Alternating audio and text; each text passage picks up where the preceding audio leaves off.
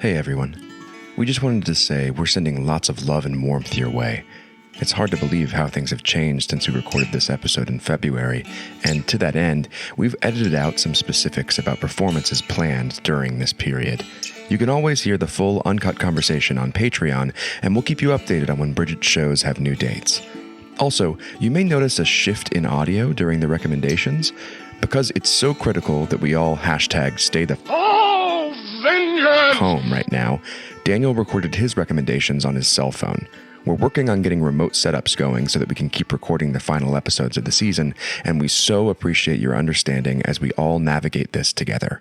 Be safe, wash your damn hands, and I hope you enjoy this week's episode.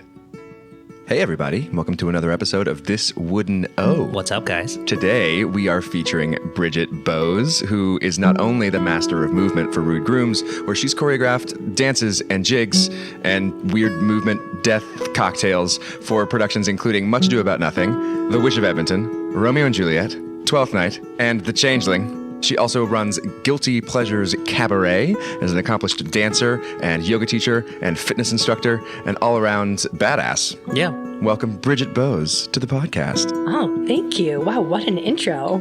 I was just doing the mental math as he was reading those off. I think that would mean that the only thing you haven't choreographed for us would be the Shakespeare Hunt?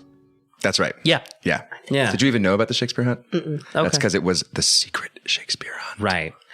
For those of you keeping track, the Secret Shakespeare Hunt may be coming back in a not-so-secret way in 2020. That sounds super fun.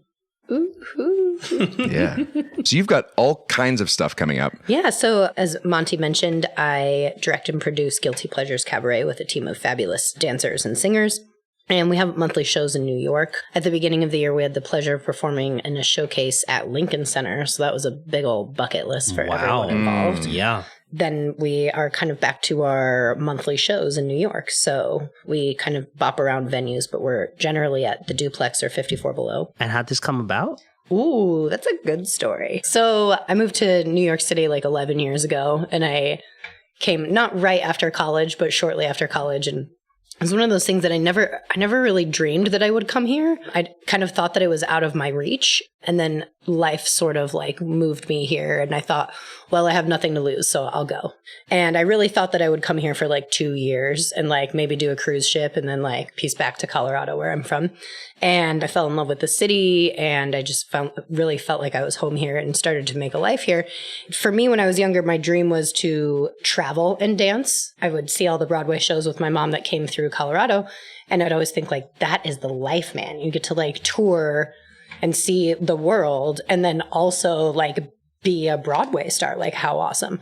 And when I got here, you know, open calls for dancers are like incredibly brutal. Like it's a very rough life. Like if you're not familiar, just watch a chorus line. It pretty much gets to the point. So I was kind of having trouble finding where my niche was, like where I could book jobs. And again, life sort of just like rolled these things out for me that I sort of fell into these odd commercial companies. For example, I was in a circus in the Middle East for like 6 months. And when I came back from that, one of my friends was in the Indian version of So You Think You Can Dance. It's called Just Dance. It's really a big deal in India and Southeast Asia. And so she was a finalist on that show and came back and then was kind of doing like a Bollywood Meets America thing. So I was kind of involved with that off and on as well. And when I came back from my circus contract, she had linked up with another Bollywood Indian company based in New Jersey that was embarking on a world tour. And 10 days before they left, the director was like, we need more dancers. And I had just come back from a contract, so I literally hadn't unpacked my bags. And I was like, well, I can go. And so I jumped into this show and in like 7 or 10 days, something like that, like learned all the content of this Bollywood dance show in a style I had never done before. I remember I was like with a friend in Central Park learning like Bollywood dance for like hours on end. People would like come and try and like give us money or take photos and things. We're like, no, we're not busking, we're working. Yeah, there's nothing more to York than that. We're working. Not too long into this tour, one of our castmates very tragically and suddenly passed away. We came back to New York in the winter time, which is like even if you're the best and happiest person, the winter time can be rough here. And so we were all kind of like down and depressed. And we'd also all subleased out our apartments. Oh, God. So we were like sleeping on friends' couches and like not really having jobs and stuff. So like everyone else in New York, I bartend to support myself as an artist. And I was bartending at this tiny little Upper West Side bar. And the manager was like, hey, I heard you are a dancer. And I was like, yeah, I'm a dancer.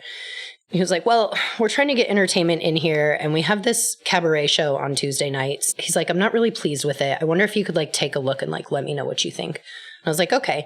So I show up and I was like leaning against the wall in the staircase, like kind of watching the show, and like it was not good. It was like rough. And so, you know, halfway through the first number, I looked at my manager and I was like, I'll have a show for you next week. They didn't pay us. We passed a hat and collected tips, and they did give us food and drinks. And so Tuesday nights for like 2 years, we performed at this little bar at like 9 and 11 p.m. And sometimes there was like one person there and we would do our little show for them. And just by doing it over and over and over again, it continued to like build and grow. Someone came across a posting that the Duplex was looking for cabaret acts to book. And so we submitted to them and they were like, oh, you're a dance show? Like our space is too small. It'll never work.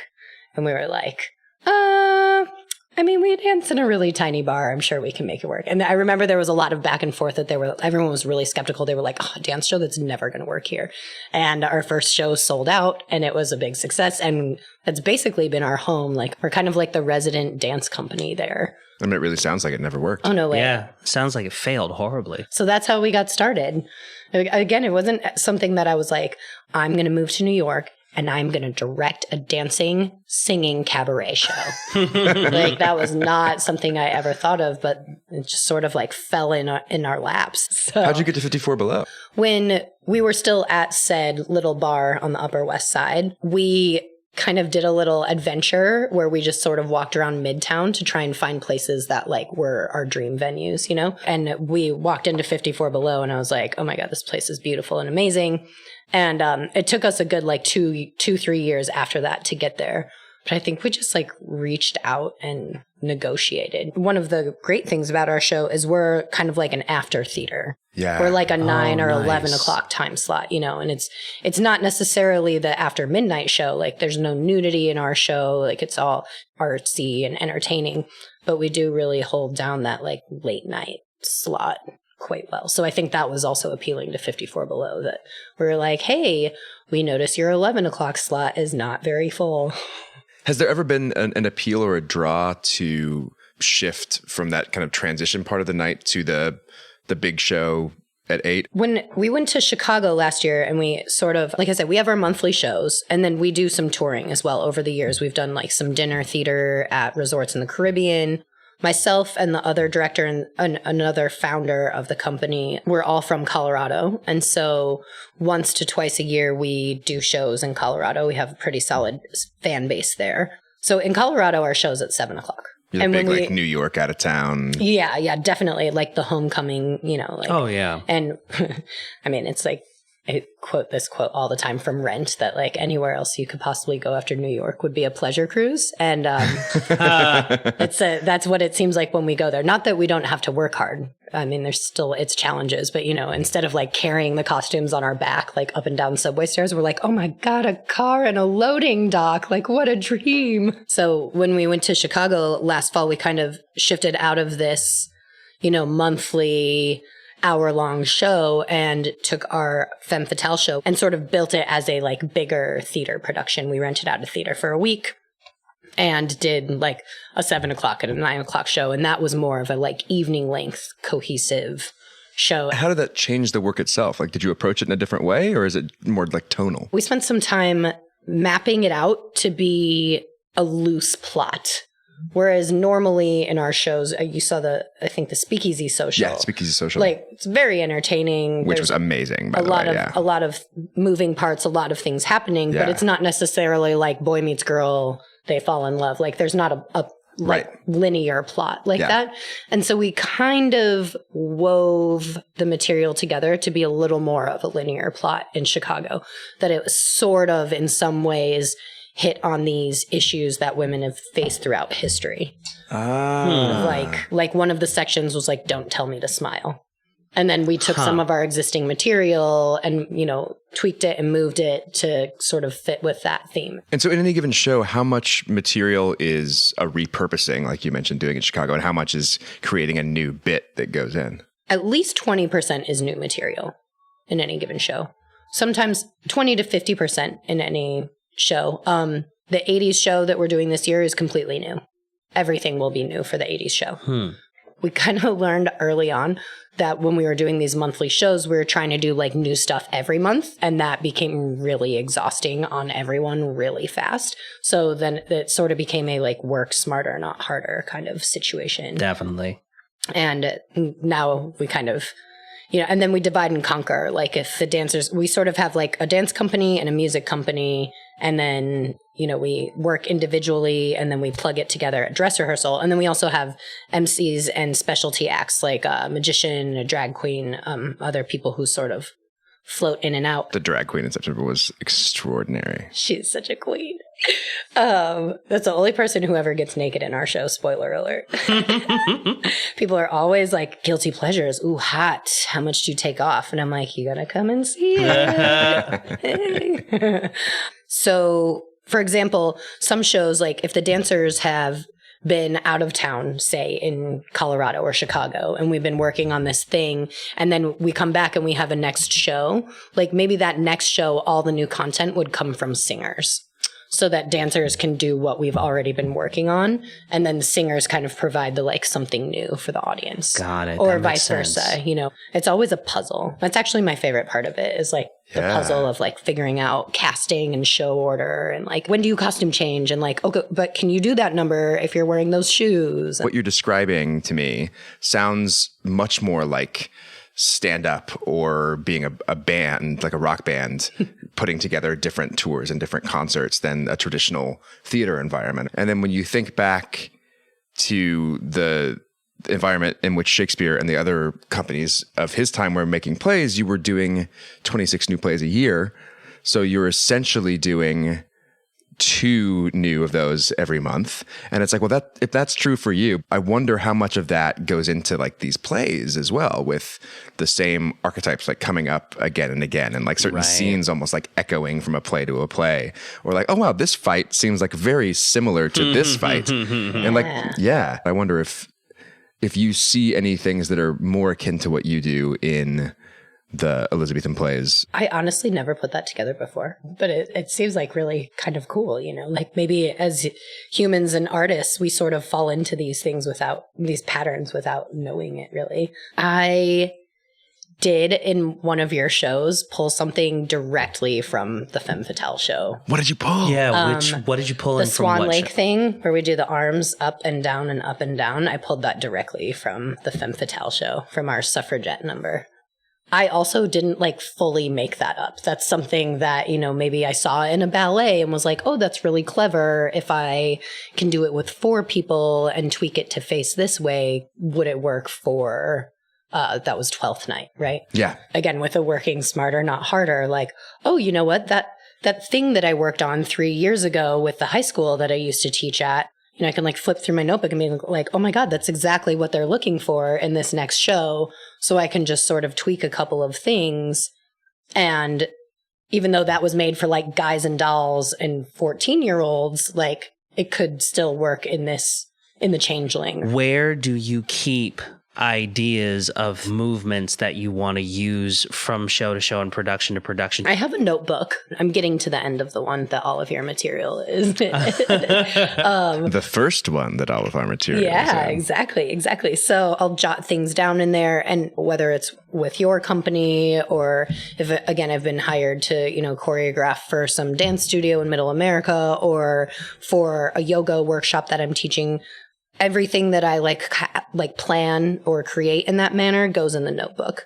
So then I can go back and flip at it. And I've done this little housekeeping thing before where if something comes to me when I'm on the train or something, I'll write it on a piece of paper and then staple it into the notebook so that I do have this sort of like archive to look at. I've been doing that since I was in high school. So I still have ones from like my high school dance company and ones from college that like occasionally I'll flip back and be like, oh my God, that Alanis Morissette thing was so funny. I should look at that again. Kind of shifting, but still a part of the creative process, especially for when I'm working with Shakespeare groups or like theater groups that aren't professional dancers, for example.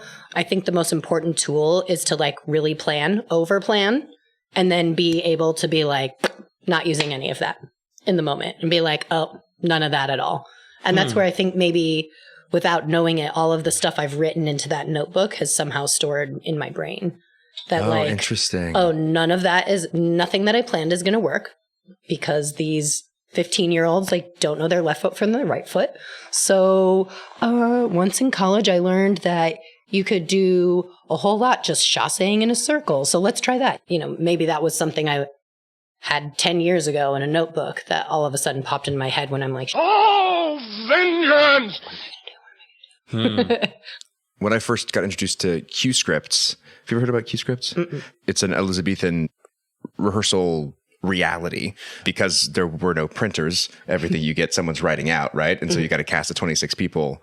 You're not writing out the whole play 26 times. So what they would get was they would get what was called a Q script or a part or a roll because it was rolled up on a giant thing. And all you get as an actor is a long dash and then the 3 words that cue your line and then your lines.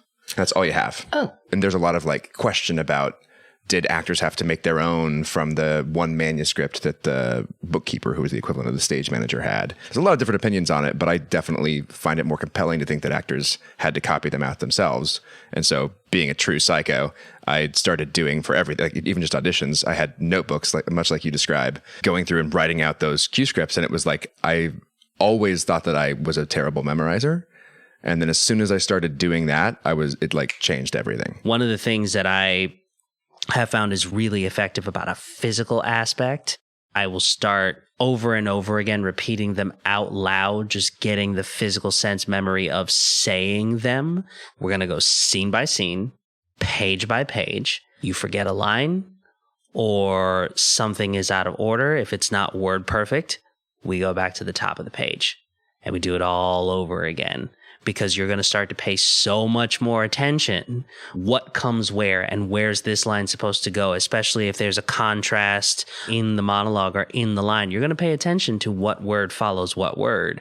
If it means I get this wrong, we go back to the top of the page. We start all over again. In our 90s show, I rap Shoop. Oh my God. Yes, you do. When is your next performance of the 90s show? I don't think it's I think it's in November, actually. Do you have dates yet? Because I'm putting them on my calendar. Yeah, I'll give you a card. I have a card. Yeah. The whole reason I even had this idea is because when I was younger in college and just drunk enough, I would like rap it on the bar. And people were always impressed that I knew all the words, but obviously, I'm a professional. I don't drink for shows. So I would get kind of nervous and start to fumble over the words and not know what verse was next. So kind of similar to what you were saying, our super fabulous and ultra talented music director was like, say all of the lyrics as fast as you can. Like as fast as you can. So then when you're on stage, it's like slow and easy because you've already tricked your brain into doing it like lightning speed. Oh, I love that. Are there any tricks you have like that for learning dance moves? I mean, particularly for people like, I don't know, maybe a couple people sitting at this table who aren't necessarily very experienced with it, but someone forces them to put dance into productions that they're doing multiple times a year. Yeah, that's in that hypothetical yet oddly specific metaphor. Were I in that predicament that you're describing, which I hope I never shall be, right? Because I'm just naturally gifted on my feet. But for other people, for other less graceful people. Yeah, I mean, also kind of what you were describing about saying it over and over again or starting from the top of the page is muscle memory, just the basic idea of muscle memory. So that's something that I definitely do when I work with through Grooms is, okay, so we learn this step. Like, let's say it's like I'll use the same thing I said before, like a chasse, kickball change, pivot turn. And so I'll break it down and I'll have everybody do chasses over and over and over and over and over and over again until they're like bored and I see it on their faces. And then I'm like, okay, next thing, we're going to do kickball change. We're going to do it over and over and over and over again until they're like, oh my God, this lady is crazy. This is so dumb. And then we do pivot turn, pivot turn, pivot turn, pivot turn until everybody, I can see that everybody's got it. They've got the rhythm of it. They have the feet of it. Then I will start to weave it together and then drill that over and over again until it's in your body. Like if you should probably fact check the science on this, but I think if you do something like 8 to 10 times in your body, like your body remembers it, it patterns your muscles. Is it 8 to 10? It's probably more than that. It wouldn't. So now the way that I learn lines is I record the cue and then record my line in this app called Line Learner, and then I learn it in like little A/B sections, then putting them together. And every time I learn a new thing, I literally do it 8 times and then move on to the next one. And it's now become the fastest way I've found to learn lines. Interesting. But yeah, that's kind of how I generally approach teaching movement, especially to people who are not very comfortable moving.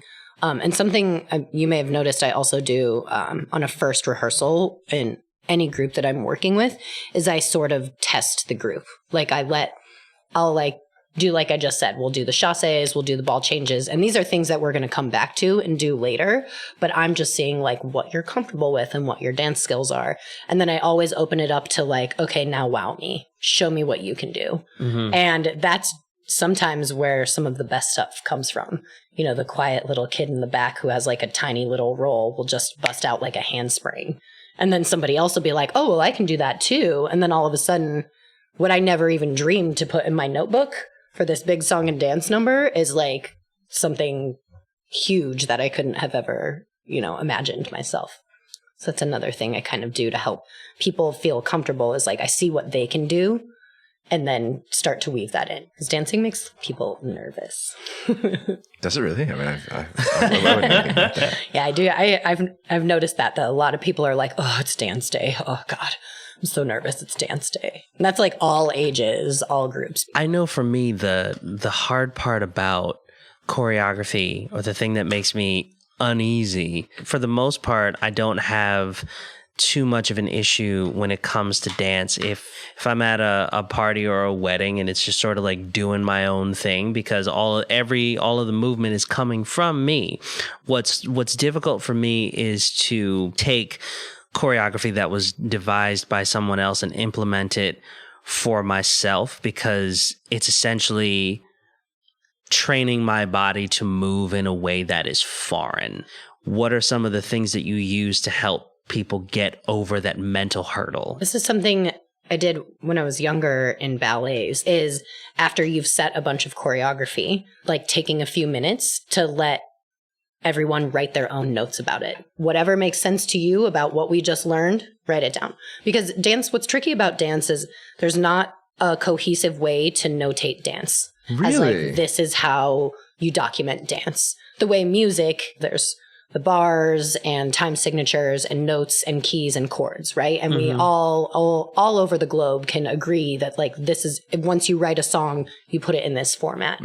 That doesn't really exist for dance. There are a few ways to notate, but they're very complex and you have to have like a doctorate level education to be able to notate or read it. Wow. So it's not really accessible to people. So that's a tool I like to use too is like, okay, we just barfed out all this choreography, go write it down. However it is that you are going to remember left foot, right foot, chasse, whatever. And if it's the words I gave you, then that's cool. If it's something else that you learned in like middle school, like maybe you never called it a chasse, maybe in your mind it's still a gallop, then you can write that down. I remember the first, I think it was in Much Ado, when you like gave us that, because we only had like an hour to do all the Much Ado stuff and somehow did. And I remember that like we took time to do that. And first my producer Bram was like, and then I wrote it down. I was like, oh, I'll actually be able to do this now. Oh, nice. Going back to something Daniel was talking about in terms of dancing as an individual being easier versus dancing as a character and how that foreign movement is, or can be more difficult to learn. When you're choreographing in theater, versus choreographing for guilty pleasures, is there a difference? Like, how much do you take character into consideration, either in addition to or instead of an actor's natural tendencies? I'd say 50-50, like the character versus the actor. Because let's say like Juliet, for example, let's say the character Juliet is like the best dancer at the ball, but the actor cast as Juliet doesn't know her left foot from her right foot. So in that case, let's say that, then I might just say, okay, Juliet, dance like you're going to dance at your like your sister's wedding. And then I would kind of manipulate other things around it so that she's still fulfilling what the character would be, but movement that works for her. Which, of course, also makes sense because she's the, like, golden child of this incredibly powerful family. So even if she's not a good dancer, everyone at that ball is going to be making her think that she's a good dancer. Oh, of course. Exactly. Yeah. When you're choreographing stuff for guilty pleasures, how similar is that to doing it for a pre-written character, and how much of it is like, let's just do this thing that you're really good at doing? Well, I mean, the reason we call it guilty pleasures is because it is our guilty pleasures. It's all the things that as professional dancers, we never had a chance to do. You know, like I was hired in a circus. I was hired in a Bollywood show. I was in a Turkish musical, but like I never got to do jazz dance, which is like what I'm most trained in, or musical theater, which is again, like my like bread and butter from youth and college. Likewise, my partner is an incredibly talented tap dancer and was never hired to tap dance. So that's why we call it guilty pleasures. And in that way, I think that's still the motivation for a lot of our content, is that like, oh, I know it's an 80s show, but I've had this idea. So for the 80s show, I really want to do a blacklight dance. I really want to do something where like maybe there's like one sleeve or one leg or like one hand in something white that like pops for a blacklight dance. And that could be like where we start. And then say, oh, you know, I was thinking about your blacklight dance and I found this song that would be great for that. And then from there start to build like the content. And I mean, this is something I really love about choreography. It's similar to painting, I think, in a lot of ways, that you can start from anywhere. Sometimes it's a costume piece. Sometimes I'm like, oh my God, I found this great costume. Actually, a solo that I do in the Femme Fatale show. I call it the Suffragette solo. I created this solo after the Brett Kavanaugh hearings because I was very angry. And I kept thinking to myself, like, this is not what the suffragettes like fought for. You know, 100 years later, like, what would they think of this? What would they say about this? And so I kind of made a solo based on that idea. And I didn't really intend it to be a suffragette from the beginning, but I had this costume piece that I thought was a Mary Poppins costume. I found it like a warehouse, and it was like a high-waisted skirt and a ruffly shirt. And then as I started to have this idea over and over again about like, what would the suffragettes say? I was like, oh, I can use that Mary Poppins costume. And then it was like, oh, and if I put it with my can-can boots, which I use for like musical theater classes, like, oh, now the costume's there. And then then I found a piece of music and started kind of working with some movement phrases and manipulating that. And at the end of the solo, I was like, I need like a button. I need it to end somehow. And one of my friends was like, you should have a picket sign. And your sign should say equality. And all they see is equality from the beginning. And then at the end of your solo, you flip it to say now on the backside. And I was like, brilliant. That's what I love about choreography, is that it can come together in this strange order. Sometimes I like find the piece of music and I like write out like 4 8 counts of turns and then 4 8 counts of moving. And then on this word, we're going to do this, you know, and I'll come in with like a full phrase choreographed of like every movement on every count and what you're doing where. And then from there, like manipulate, I teach them all of it. And then we do some like, okay, on this part, you're going to do the same thing, but facing back, and do some sort of basic composition tools of like patterns. And the thing in dance, it's called like a roll off or a canon of like, you do it, you do it, you do it down a line. That's something I really love about choreography, is it can start from anywhere. When you are going down these different paths, do you have moments where you get lost? And if so, How do you find the road again? Like any artist, sometimes I'll finish the dance and be like, wow, that is trash. Like, that is not at all what I had in my head. And I don't know where it went wrong. And that has happened where sometimes it's like, it's too late. You just got to put it on stage and then either go back and fix it or like never put it on stage again. That's happened. There's a specific dance that a few years ago I was like, this is a great idea. And then I put it on and I was like, this is awful. What was I thinking? I mean, I guess that's where I just sort of fall back on like those old notebooks, like I was talking about, you know, like my past experiences. Like that's where I'll start to kind of, when I get stuck or lost, that's when I turn to doing research. I'll go on YouTube videos and be like, okay, let's say Guys and Dolls, I'm choreographing like the Hotbox Girls number. Well, I'm obviously not the first person who's choreographed this number. So like, let me see how high schools across America have tackled this. And then, you know, maybe like 8 videos in, I'll be like, oh, well, that's really clever. I'd never thought of that. How could I maybe use that to problem solve? I still have a few books that I will turn to, you know, composition for dance or creative movement. There's a couple of other books, but sometimes I'll pull them off the shelf and just kind of aimlessly flip and be like, oh, cool. That helps solve my problem. When you come up with a piece and you think to yourself, oh, this is going to be really good, and then you put it out there and it's like, wow, this was really not. How difficult is it for you to look at something that you created with a critical eye and go, okay, what I thought about and then what I actually created, here's where the two of those things split. Is that hard to do with your own work? Not really. It's kind of what you mentioned, actually, about being like your own hardest critic. And so, you know, sometimes even before it gets to the stage, I can be like, this is awful. To me, it's less of like being critical and more of just being accepting that that's like part of the process. We have what we call like a 1.0, right? Like we're just going to get it on the stage in a costume with like 3 people.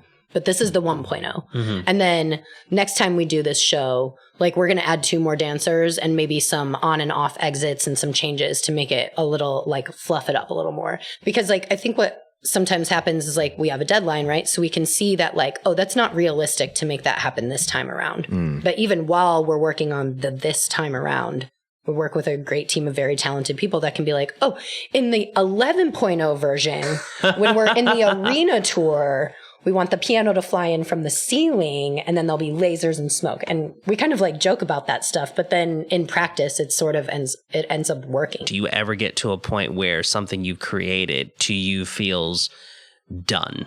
There are some numbers where when we put them on stage, they're just like so great. They get such a good response that I'm like, I don't want to tweak anything. I think that was great. My mind always thinks about, even if I'm perfectly pleased with choreography and staging, I mean, we perform in like smaller venues, right? So my brain is always thinking like I said, like, what does the arena tour look like? You know, like, what does it look like in that big of a space? So my brain is always thinking of that on like the production level side.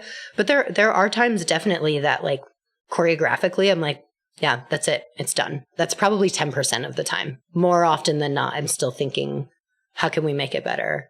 And it might not even be better. It's just how does it keep evolving and staying fresh? Because that's something I strive for, is to keep the audience engaged, you know? Yeah. And sometimes I'll do really cheesy shit vengeance in a dance that I think is like really basic movement specifically to feed to the audience. Well, it's another reason why it's been so perfect to work with you, like particularly in 12th Night, where we really use the dance as a lot of the audience interactive moments. Because it is, I mean, it's so fun when like they just pick up the cue and go into it. Is there then for you on that 10% that you feel are complete? Is there like a click that happens that make you feel like, oh yeah, I want this every time? Or is that completeness based on what you described later in terms of wanting it to stay alive and keep exploring? Is that completeness a kind of like complete and now archived? Like I'm done with that? Is it almost like a death? It's individual to like each piece, but yeah, I think both of those things happen. Yeah, there are some things that it's like, oh, okay, we did that. It's done. In fact, I'm thinking specifically, there's a finale piece that we've used since our very first show. And I choreographed it for like the first show that we did and just kind of like barfed it out, got it out there. We staged it, we did it. And after a few months, I was like, I'm over this. Like, I am tired of this dance. I hate it now. Like, I don't want to do it anymore. Done. Like, we did it. Let's move on. And literally the week that we were having that combo of like, yeah, I'm over this number. Like, let's do something else as our finale. A friend came to the show and was like, God, I love that number. You got to always do that. It just hypes up the crowd and it's like so good. And like, love that number. And at time and time again, when we're like, God, we're so over that number. Right. People will like book us specifically for that number. Sometimes I'm proved wrong when I'm like, put it in the vault, leave it in there to die. Yeah. A really good example of that, we just did a Valentine's Day show. And we used to do this dance when we were at Laura in our like 1.0 show. That was to Lily Allen's Oh, vengeance! Thank you. And we used to pull somebody up on stage and put them in a chair. And so they would think that they were going to get some like sultry lap dance. And then we would do this Lily Allen Oh, vengeance! dance, like breakup dance. And like have not even looked at it in 6 years. And then we booked a Valentine's show and we were like, well, let's take that out of the vault. One of the things that I've been so impressed with is the ability to choreograph things that can then be manipulated by the reality of the moment in each given performance. A, how the Oh, vengeance! do you do that? And B, is that your default way of working? Because I feel like there was no like transition period for it when you came in. Like I felt like it just instantly went into that. Like this is a thing that can be slotted in these ways, and you can now use this as a character to do this to the other character, and however that times out will work for the dance. You may have noticed that when you start a project or when you say like, oh, we're going to work on 12th Night, I tend to kind of bombard you with some questions. So that's kind of how I get to that point, is like, that's where I start to ask the things of like, how many people are in it? Who are the characters? What part of this plays a role in the plot? What are our space confines? Where is the audience sitting? That's what, and then I open to my notebook and I take all these notes. And then I start to stew on it and I think, oh, okay. Or like, so, you know, sometimes you're like, oh, we're going to play this live music. So then I'll start to listen to, what was the one, the Bruno Mars, the Castle in the Oh, Sky. yeah. So then I like listen to that one over and over again. For 12th Night. And some ideas pop into my head for that one in particular. I was like, oh, I really want it to be this movement. And then you can move that movement however you want. You can move it through the space. You can use that movement to move the plot, but just always use that movement. So I guess it really comes from like the initial stages of planning where I kind of have like an archive, a bag of questions that I always ask like right out the gate from the other directors and producers. I had a very brilliant professor of composition and choreography in college that said creativity thrives in confines. So if you say that we're confined to this space and this character and this music and this costume and this facing and this lighting, that actually helps me more to like kind of hone in on the vision, you know? So it's not all these like scattered crazy things. I can start to like shape it into one thing. Or I always ask like right out the gate too, like, what are the costumes? Like, I want to know right away, like, are there long skirts and dresses? Because that could be something that we start to like choreograph. Like you hold your skirt, you know, in sort of like a flamenco manner or something. Right. Or like, oh, okay, there's long dresses. So that limits a whole bunch of movements. I'm reminded of the ballroom scene in Romeo and Juliet where we played around with changes in tempo, how it went from like a raucous party to sort of more classical waltz style of music. And one of the things that I always thought was mind-blowing is because you only came in for what, like 2 dance rehearsals? I think so, yeah. And there was always a moment every time they would actually kiss. It was always seeming to be that people were extending in such a, like, in a very big and expressive way, and the violin would hit this high note at exactly the right moment. And everything sort of seemed to align perfectly and then immediately break apart.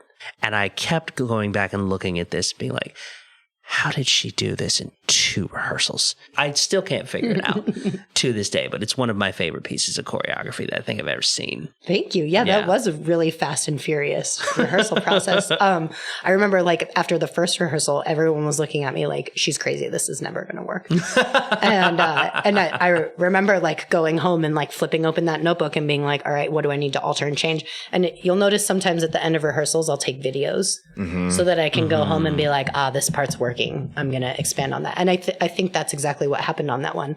That at the first rehearsal, I felt like there was like a lot of tension and people were stressed and like some things that I had thought weren't really working out with the live music. And so I opened up like a dance composition book and was like, all right, look at your tools. Like, what tools do I have? And in that case, it was simplifying it from whatever I had mapped out.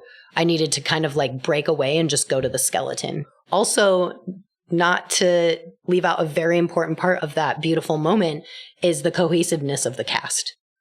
Like that, I can't take credit for that. That's you all syncing up and trusting each other and watching each other and feeling each other. And that's something that you can't really teach. Like, but that's like, in my opinion, the magic of live theater. That's what makes it beautiful is when you get all these bodies that just kind of know out of the corner of my eye, oh, they're about to palm, they're about to kiss. So now I'm going to slow down over here. This week on Twitter, Alice Bloomer, who is at Alice D. Bloomer, says, At Rude Grooms has a great podcast, albeit about the industry in the States, but many crossovers and very inspiring. Thank you for recommending us, Alice. Also this week, Amber Elby, who is at Amber Elby on Twitter, says, At This Would Know podcast is made by some theater folks and is full of positivity. Thank you, Amber. It really means the world to us when our listeners recommend us to other friends who are in need of something to lift their spirits in these really vengeance! bonkers times. If you would like to share a thought on this week's episode or ask a question, you can always tweet at us at This Would Know or at Rude Grooms. You can Instagram at us at This Would Know or at Rude Grooms. And you can record an audio sample, email it to us, and especially now, we just might play it on the podcast. That email address is thiswouldknow@rudegrooms.com. Daniel? This week, my recommendation is actually the app Cast, K-A-S-T. This is a social hangout app where you're able to hang out digitally with your friends during this time of social distancing. Last night, my friends and I got together on the Cast app, and one of my friends was broadcasting his screen, and we all watched the movie Cats together. I had never seen the movie Cats. I feel like I need to talk to somebody now, having seen the movie Cats, but we were all able to get together, about a half a dozen of us, through this app from our respective living rooms while everyone's practicing social distancing, and hang out and drink wine and wonder what in the ever-loving vengeance! we were watching on the screen. And that was all thanks to the Cast app. It is totally free, and they are not sponsoring this recommendation, so that's how you know how good it is. Monty, what do you got? This week, I'm going to plug a project that has been started by Rob Miles, who is at Rob Miles on Twitter. It's called The Show Must Go Online. Rob is bringing together artists from around the world, a different group every week, groups that include professional artists as well as amateur performers and just general Shakespeare lovers. Anyone can sign up to be a part of the database, and each week they do an unabridged reading of a play by Shakespeare, going in the order in which some people believe those plays were written. I had the great honor of being a part of the ensemble for the first weeks The Show Must Go Online. I played the Duke in The Two Gentlemen of Verona, and you can watch that entire performance on YouTube. Friend of the podcast, Ben Crystal, does the introduction, and it was so much fun. This week on Thursday at 3 p.m. Eastern Standard Time, they will be doing The Taming of the Shrew, so I'm excited to see what that's like. So, if you need a little more Shakespeare in your life, go check that out. If you need a little more Shakespeare coming out of your mouth, go online, sign up, and be in one of them. The Show Must Go Online with Rob Miles, who is at Rob Miles on Twitter, or you can go to his website, robmiles.co.uk/The Show Must Go Online.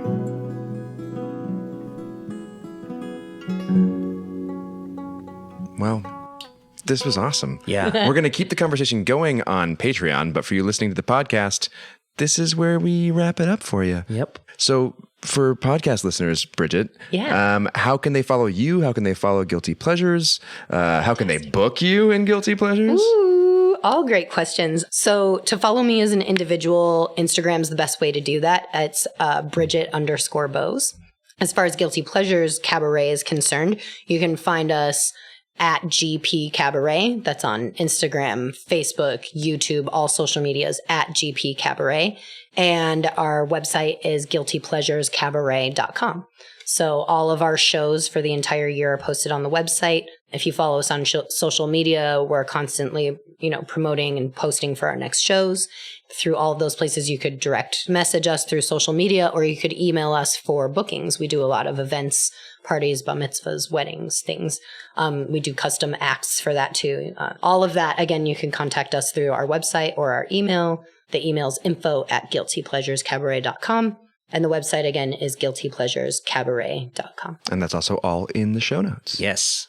That is going to conclude this week's episode of This Wouldn't O. Thank you all so much for listening. My name is Daniel Kemper. And I'm Monty. You can find me on Twitter and Instagram at The Daniel Kemper. And you can find me, I'm going to get it right this week. On Twitter, I am Montgomery Sutton. And No. No. No? No. Your name is too long on Twitter. I thought it was too long on Instagram. No. Remember, Instagram has the extra hard drive space. Oh, God. Will you just tell them what my Yes. handles are? You can find Monty on Twitter at Montgomery Sutto because, like he says, his name is too damn long. And you can find him on Instagram at Montgomery Sutton because they have the extra hard drive space. Who knew? Bye, everybody. Bye. We'll see you next Bye. week. Thanks for tuning in. Thank you for listening to this week's episode of This Wouldn't O, hosted and produced by Daniel Kemper and Montgomery Sutton. Original music is by Cara Arena. This Wouldn't O is brought to you by Rude Grooms, a Queens, New York-based theater company creating epically intimate theatrical experiences in public spaces, non-traditional venues, and new media. Learn more at rudegrooms.com or follow us on social media at Rude Grooms and at This Wouldn't O.